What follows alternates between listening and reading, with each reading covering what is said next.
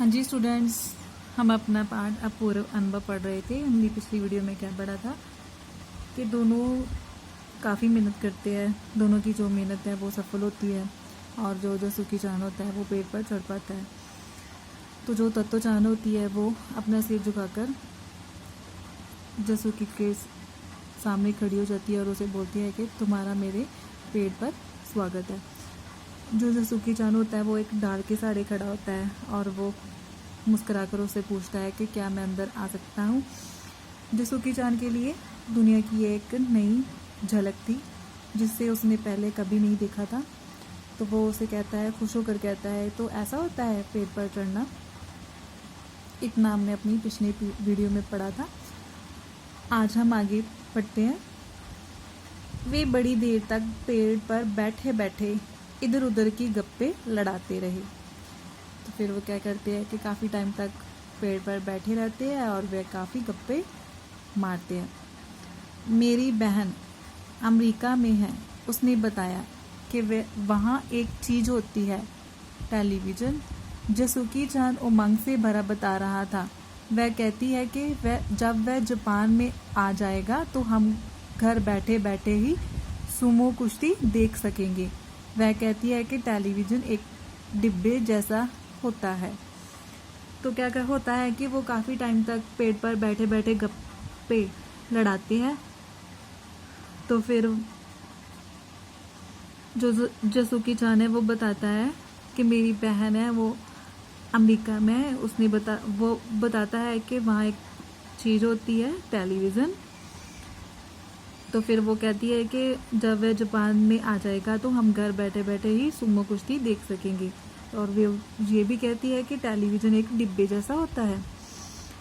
आगे है, तत्व चांद उस समय यह तो ना समझ पाई कि जसूकी चांद के लिए जो कहीं भी दूर तक चल नहीं सकता था, घर बैठे चीज़ों को देख लेने के क्या अर्थ होंगे।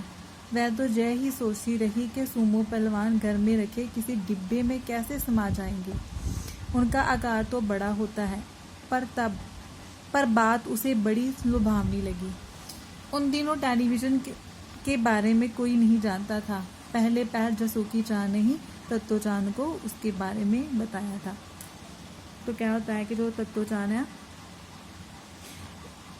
वो ये कभी भी नहीं समझ पाई कि जसूकी चांद के लिए घर में ही सुमो कुश्ती देखना कैसा होगा, या घर बैठे ही सुमो कुश्ती देखने का अनुभव जसूकी चांद के लिए कैसा होगा।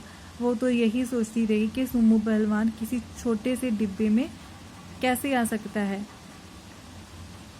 क्योंकि वो तो बहुत बड़े होते हैं। लेकिन उसे जसूकी चांद की जो बात है वो बहुत अच्छी लगी। उन दिनों में टेलीविज़न के बारे में कोई नहीं जानता था। सबसे पहले जसूकी चांद ने ही तत्व चांद को उसके बारे में बताया था। आगे, पेड़ मानो गीत गा रहे थे और दोनों बेहद खुश थे। जसूकी चांद के लिए पेड़ पर चढ़ने का यह पहला और अंतिम मौका था। तो अंत में लेखिका ने यही लिखा है कि पेड़ उनके लिए गीत गा रहे थे और दोनों ही बहुत ज़्यादा खुश थे, क्योंकि उनकी जो मेहनत है वो सफल हो गई थी। और जसूकी चांद के लिए ज़िंदगी में शायद ये पहला और अंतिम मौका था पेड़ पर चढ़ने के लिए। ठीक है बच्चों, तो आज हमारा ये लेसन वो कंप्लीट हो गया है। उम्मीद है कि आप सबको समझ में आ गया होगा। धन्यवाद।